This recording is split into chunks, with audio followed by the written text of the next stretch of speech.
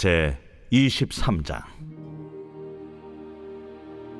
너는 거짓된 풍설을 퍼뜨리지 말며 악인과 연합하여 위증하는 증인이 되지 말며 다수를 따라 악을 행하지 말며 송사의 다수를 따라 부당한 증언을 하지 말며 가난한 자의 송사라고 해서 편벽되이 두둔하지 말지니라. 네가 만일 네 원수의 길 잃은 소나 나귀를 보거든 반드시 그 사람에게로 돌릴지며 네가 만일 너를 미워하는 자의 나귀가 짐을 싣고 엎드러짐을 보거든 그것을 버려두지 말고 그것을 도와 그 짐을 부릴지니라. 너는 가난한 자의 송사라고 정의를 굽게 하지 말며 거짓 일을 멀리하며 무죄한 자와 의로운 자를 죽이지 말라. 나는 악인을 의롭다 하지 아니하겠노라. 너는 뇌물을 받지 말라. 뇌물은 밝은 자의 눈을 어둡게 하고 의로운 자의 말을 굽게 하느니라. 너는 이방 나그네를 압제하지 말라. 너희가 해국 땅에서 나그네 되었었은즉 나그네의 사정을 아느니라. 너는 6해 동안은 너희 땅에 파종하여 그 소산을 거두고 7째 해에는 갈지 말고 묵혀두어서 내 백성의 가난한 자들이 먹게 하라. 그 남은 것은 들짐승이 먹으리라. 내 포도원과 감람원도 그리할지니라. 너는 6해 동안에 네 일을 하고 7째 날에는 쉬라. 내 소와 나귀가 쉴 것이며 내 여종의 자식과 나그네가 숨을 돌리리라. 내가 네게 이른 모든 일을 삼가 지키고 다른 신들의 이름은 부르지도 말며 네 입에서 들리게도 하지 말지니라. 너는 매년 3번 내게 절기를 지킬지니라. 너는 무교봉의 절기를 지키라. 내가 네게 명령한 대로 아비롤에 정한 때에 1해 동안 무교봉을 먹을지니 이는 그 달에 네가 애굽에서 나왔음이라. 빈손으로 내 앞에 나오지 말지니라. 맥주를 지키라. 이는 네가 수고하여 밭에 뿌린 것의 첫 열매를 거두미니라. 수장절을 지키라.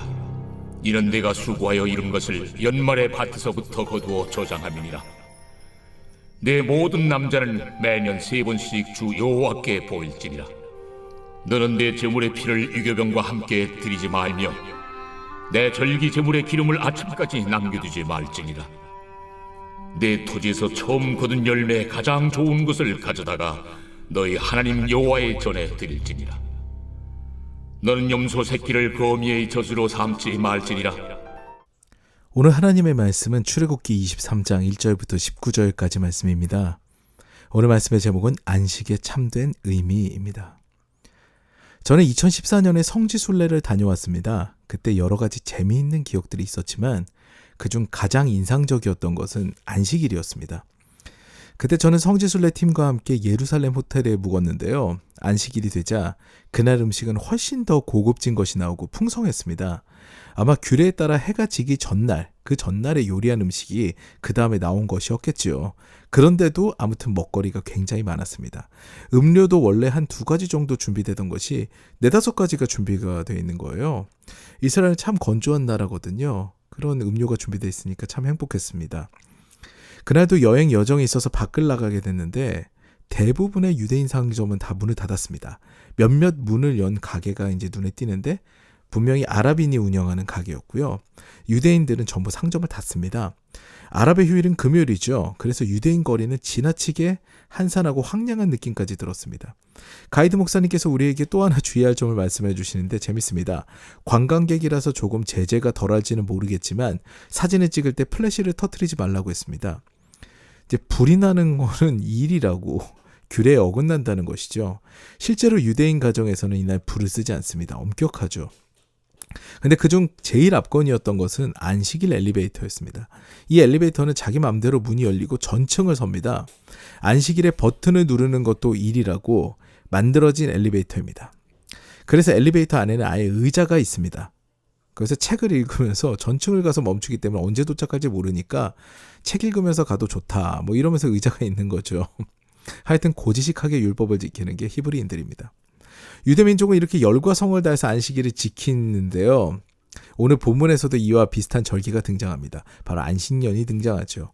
10절 말씀을 보시면 너는 6해 동안은 너의 땅에 파종하여 그 소산을 거두고 7째 해에는 갈지 말고 묵혀두어서 네 백성의 가난한 자들이 먹게 하라. 그 남은 것은 들짐승이 먹으리라. 네 포도원과 감람원도 그리할지니라 라고 기록되어 있습니다. 안식일의 개념은 간단합니다. 안식년의 개념은 간단합니다. 안식일이 6일 동안 일하고 7일째 쉼을 갖는 것과 같이 안식년 또한 6년 동안 일을 하고 7년째는 쉬는 개념입니다. 그러면 1년 동안은 우리는 뭘 먹고 삽니까? 이렇게 얘기할 수 있겠죠. 하나님께서는 우리에게 약속하십니다. 일단 안식일의 규례를 보면요, 만나를 거둘 때를 기억해 보면 됩니다. 출애굽기 16장 29절 상반절 말씀 보시면요, 볼지어다 여호와가 너에게 안식일을 주므로 6째 날에는 이틀 양식을 너에게 주는 것이니 라고 기록되어 있습니다. 하나님께서 다 채우시니 편히 쉼을 가져라 라는 것이죠. 안식년에 관하여는 더 분명하게 세세하게 자세하게 기록되어 있습니다. 레위기 25장 20절부터 22절까지 말씀 보면요, 만일 너희가 말하기를 우리가 만일 7째 해에 심지도 못하고 소출을 거두지도 못하면 우리가 무엇을 먹으리요 하겠으나 내가 명령하여 6째 해에 내 복을 너희에게 주어 그 소출이 3년 동안 쓰기에 족하게 하리라. 너희가 8째 해에는 파종하려니와 묵은 소출을 먹을 것이며 9째 해에 그 땅에 소출이 들어오기까지 너희는 묵은 것을 먹으리라. 하나님께서는 파종할 시기까지 계산하셔서 씨를 뿌릴 시기까지 계산하셔서 복을 주신다고 약속하셨습니다. 그래서 3년이에요. 참 놀랍죠? 그런데 안식년이 왜 필요할까요? 안식일은 또 왜 필요할까요? 그래서 오늘 본문에서 살펴보면 알 수 있습니다. 첫 번째로 안식년에서는요, 땅을 묵혀둠으로 땅도 쉼을 갖습니다. 그것은 비옥한 토지를 유지하는 비결입니다. 우리 역시 마찬가지로 하나님께서 만드신 섭리에 따라 일과 쉼이 병행이 되어야 되는 인생이죠. 모든 것이 다 그렇습니다. 만물이 다 그렇습니다. 하나님의 섭리가 얼마나 놀라운지요. 우리는 아직까지도 잠의 비밀도 알아내지 못한 연약한 인생입니다. 어떤 에너지원을 섭취하더라도, 어떤 에너지원을 갖더라도 잠을 대체할 수가 없습니다. 잠을 안 자고는 살 수가 없어요. 그만큼 우리의 몸에는 신비가 있고요, 이 세상에는 신비가 있습니다. 하나님께서만 아시는 거죠. 그러므로 하나님께서는 우리도 땅도 다 쉼이 필요하다는 말씀을 하셨고요, 이 말씀은 진리인 것입니다. 그 다음으로는 백성의 가난한 자들과 들짐승이 먹게 하라는 것입니다. 세 번역으로 보면은 묵혀둔 땅에서 무엇이 자라든지 그것은 가난한 자들과 들짐승들을 위한 것으로 남기라 라고 기록되어 있습니다. 이제 쉼은 모두에게 필요한 거죠. 우리가 쉬면서 다른 이들에게 노동을 예비한다면 그것은 잘못된 쉼입니다. 우리가 쉼으로 인하여서 가난한 자들과 들짐승까지 먹게 되는 그런 놀라운, 모두가 다 평화롭게 되는 것들을 그렇게 추구하는 것이 성경적인 쉼이죠. 안식일의 규례에서도 보시면은 남종과 여종, 가축들도 모두 쉬라고 이야기합니다. 너에게 쉼을 베풀었으니까 너희도 쉼을 베풀어라 라는 거죠.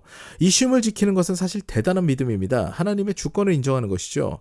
예컨대 하나님, 오늘도 일을 해야 저는 돈을 벌 수 있지만 물질을 주관하시는 주님을 신뢰합니다.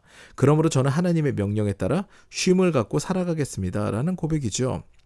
사랑하는 여러분, 하나님께서는 사랑하시는 자에게 잠을 주신다고 하셨습니다. 쉬는 것도 은혜예요. 저도 돌아보면 악착같이 일했을 때보다 쉼과 일을 병행했을 때가 더 행복했습니다. 하나님께서는 이미 다 아시는 것이죠. 오늘도 하나님께서 허락하신 쉼을 평안하게 누리셔서 인생의 행복을 경험하시는 저와 더 사랑 가족 여러분 되시기를 주님의 이름으로 축원합니다. 이제 다 같이 기도하시겠는데요. 오늘 말씀과 같이 주님께서 주신 쉼을 누리며 감사하는 삶을 살기를 원합니다 라는 기도를 드리시고요. 이어서 우리가 쉼을 누린다면 우리를 통하여 우리의 주변도 쉬게 되는, 그리고 우리의 쉼으로 다른 이들에게 양식이 공급되는 일이 일어나기를 원합니다. 특히 우리가 쉬며 우리의 자녀들과 이웃에게 관심과 사랑을 기울일 수 있도록 하시옵소서라는 기도를 드리겠습니다. 아울러 마지막으로는 각자 개인의 기도 제목을 두고 오늘 새벽에도 잠잠하게 주님 앞에 나아가서 기도하는 시간을 갖겠습니다.